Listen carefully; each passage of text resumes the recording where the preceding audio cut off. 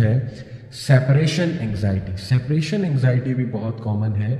Separation anxiety کچھ ایسے لوگوں کو ہوتی ہے جن کو ایک اٹیچمنٹ ڈس آرڈر بھی ہوتا ہے. اٹیچمنٹ ڈس آرڈر یہ باقاعدہ سائیکالوجسٹ نے ڈیٹیل میں ڈسکس کیا ہے. جیسے کچھ لوگ جو ہے وہ اوورلی اٹیچ ہو جاتے ہیں کسی چیز سے یا کسی انسان سے یا ایک خاص سچویشن سے. تو جب بھی اس سچویشن انسان یا چیز سے انہیں دور کیا جائے, سیپریٹ کیا جائے, تو اس کے رزلٹ میں بہت برا انگزائٹی اٹیک اور بہت برے پینک اٹیکس ہوتے ہیں. تو یہ بھی ایک قسم انگزائٹی کی ڈیفائن کی گئی ہے. اس کے بعد جو پینک اینڈ فوبیاز, یہ بھی جو ہے وہ انگزائٹی کی کیٹیگریز ہیں کہ پینک اٹیک ہو جانا. اور پینک اٹیک میں آپ کو پتہ ہے کہ بندہ آپے سے باہر ہو جاتا ہے اور بندہ چیخنے چلانے بھی لگ سکتا ہے, بندہ بے ہوش بھی ہو سکتا ہے, بندہ بہت ہی عجیب طرح سے ایکٹ کر سکتا ہے, لٹرلی جیسے کہ میں مرنے والا ہوں, اس طرح کے جملے کہہ سکتا ہے, رائٹ. تو یہ بھی بڑا امپورٹنٹ ہے کہ انسان اس پینک اٹیک کو بھی ہم ڈسکس کریں. اور لاسٹلی جو ہے نا آپ کو پتا ہے فوبیاز.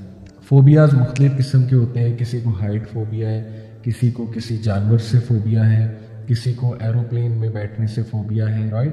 تو یہ فوبیاز بھی بہت نیچرل ہے. کسی کو انسیکٹ سے بہت زیادہ فوبیا ہے.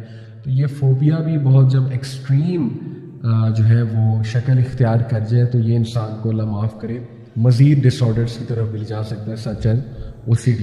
کچھ لوگوں کو ڈیتھ سے انگزائٹی ہوتی ہے, مورٹیلٹی سیلینس اسے کہتے ہیں. کووڈ-19 میں یہ انگزائٹی بہت دیکھی گئی ویسٹرن کنٹریز میں اسپیشلی.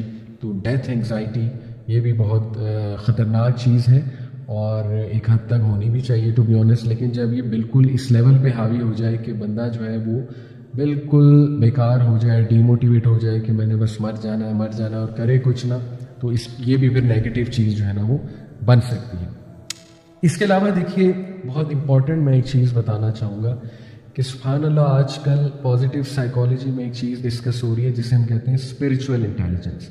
دیکھیں ہم نے مختلف انٹیلیجنسز پڑھی ہیں. ہم نے جو ہے کرسٹلائز انٹیلیجنس پڑھی, ہم نے جو ہے وہ IQ کے بارے میں بہت بار سنا ہے, رائٹ, انٹیلیجنس کوشچن. ہم نے ایموشنل انٹیلیجنس پڑھی, ایموشنل انٹیلیجنس کے بارے میں بہت بات ہوتی ہے, EQ کے بارے میں پڑھا.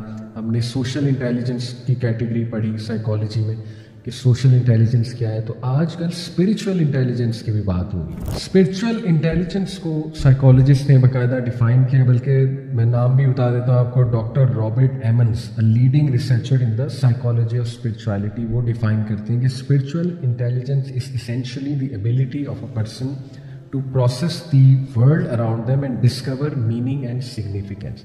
یعنی اسپرچول انٹیلیجنس یہ ہے کہ آپ دنیا پہ غور و فکر کرتے ہوئے, جس میں غور و فکر میں یہ بھی چیز انکلوڈیڈ ہے کہ آپ اس بات کا احساس کرو کہ یہ دنیا عارضی ہے, ہر چیز اس دنیا میں عارضی ہے. دیکھیں نا, ہمیں تفکر اور تدبر کرنے کا حکم دیا گیا کہ جب تم اللہ کی تخلیق پہ تفکر تدبر کرو گے, آبزرو کرو گے, تمہیں احساس ہوگا کہ ہر چیز عارضی ہے. اس کا مطلب ہے کہ دنیا اصل زندگی نہیں ہے, یہ پہلی چیز. اور یہ احساس کرتے ہوئے میننگ ڈھونڈنا, مقصد ڈھونڈنا اس دنیا میں. اور آپ دیکھیں کہ ہمارا دین تو کتنی ڈیٹیل میں مقصد بتاتا ہے. انفیکٹ ہمارا تو دین سٹوری شروع ہی مقصد سے کرتا ہے کہ حضرت آدم کو بنایا ہی کیوں, اس کی تخلیق کی پوری وجہ اللہ سبحانہ و تعالیٰ نے بتائی, دنیا کی تخلیق کی وجہ بتائی, ہمیں بنانے کی تخلیق کی وجہ, ہمیں بنانے کی وجہ اللہ نے بتائی. الذی خلق الموت والحیات لیبلوکم ایکم احسن عملا. اس لیے الحمدللہ اسلام ہمیں میننگ دیتا ہے. اس کے علاوہ جی میں آپ سے بات کرنا چاہوں گا بڑی امپورٹنٹ, یہ بھی جو ہے وہ پازیٹیو سائیکالوجسٹ بات کرتے ہیں جب بھی انگزائٹی کا ٹاپک آئے یا ڈپریشن کا ٹاپک آئے تو بہت ایک وسیع آپ کہہ لیجیے لٹریچر ہے پازیٹیو سائیکالوجی میں جو کہ سیلف ریگولیشن کو اور گریٹیٹیوڈ کو ریلیٹ کرتا ہے lower incidence of mental illness کے ساتھ. اس سے کیا مراد ہے؟ اس سے مراد یہ ہے کہ سیلف ریگولیشن کو بھی میں ایکسپلین کرتا ہوں.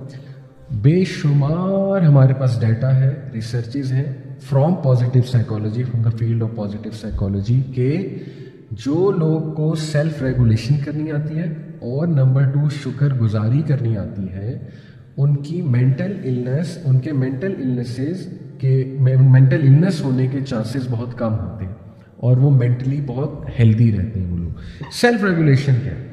سیلف ریگولیشن جو ہے it is the will power that enables people to act in accordance with their values and long term benefit despite cost to energy اور شارٹ ٹرم پلیجر. سبحان اللہ. سیلف ریگولیشن جو ہے یہ ایک ول پاور ہے. ہر انسان کو اللہ نے ول پاور دی ہوئی ہے. ایسا کوئی نہیں کہہ سکتا میرے اندر ول پاور ہے ہی نہیں. اور شیطان کیا کرتا ہے؟ اس ول پاور پہ اٹیک کرتا ہے. اتنے وسوسے دلا کے انسان کو ویک کر دیتا ہے. انسان ہار جاتا ہے, خود ہی ہار جاتا ہے. تو تھوڑا سا اپنے آپ کو سیلف ریگولیٹ کرنا چاہیے, اپنے آپ کو تھپکی دے کے اٹھانا چاہیے. دیر ول بی ڈیز جب آپ کو کوئی نہیں اٹھائے گا, آپ کو اٹھانا پڑے گا اللہ سے دعا کر کے کہ اللہ مجھے ہمت دے. تو یہ کرنا پڑتا ہے. تو سیلف ریگولیشن بھی پریکٹس سے آتی ہے. جتنا پریکٹس کریں گے انشاءاللہ یہ ول پاور بڑھتی جائے گی. تو یہ وہ ول پاور ہے جو کہ لوگوں کو انیبل کرتی ہے کہ وہ اپنی ویلیوز اور لانگ ٹرم گولز کے مطابق انشاءاللہ اٹھ کر سر اٹھا کر جئیں, اور جو شارٹ ٹرم پلیجر ہے اس کی طرف وہ نہ جائیں. اور جہاں تک بات ہے جی اس کی گریٹیٹیوڈ کی, تو وہ سیلف ایکسپلینیٹری ہے کہ شکر گزار ہونا, اپریشیٹ کرنا چیزوں کو, پازیٹیو سوچ رکھنا, رائٹ, اور نعمتوں کی طرف جو ہے وہ غور کرنا. صبر کو بھی تھوڑا سا ہم ایکسپلین کر لیتے ہیں, کیونکہ میں نے آپ کو امام القیم کا ایک کوٹ بتایا تھا کہ ماضی کو آپ کیسے حل کر سکتے ہیں, اس میں صبر کا بہت بڑا رول ہے. تو صبر جو ہے امام القیم کے مطابق اس کے 3 کونوٹیشنز ہیں, یعنی کہ 3 ایلیمنٹس ہیں صبر کے. Number 1 restraining. ریسٹریننگ کا مطلب ہے رک جانا, یعنی کوئی چیز کرتے ہوئے رک جانا. کوئی بہت برا خیال آ رہا ہے, رک جانا, یہ صبر ہوگا.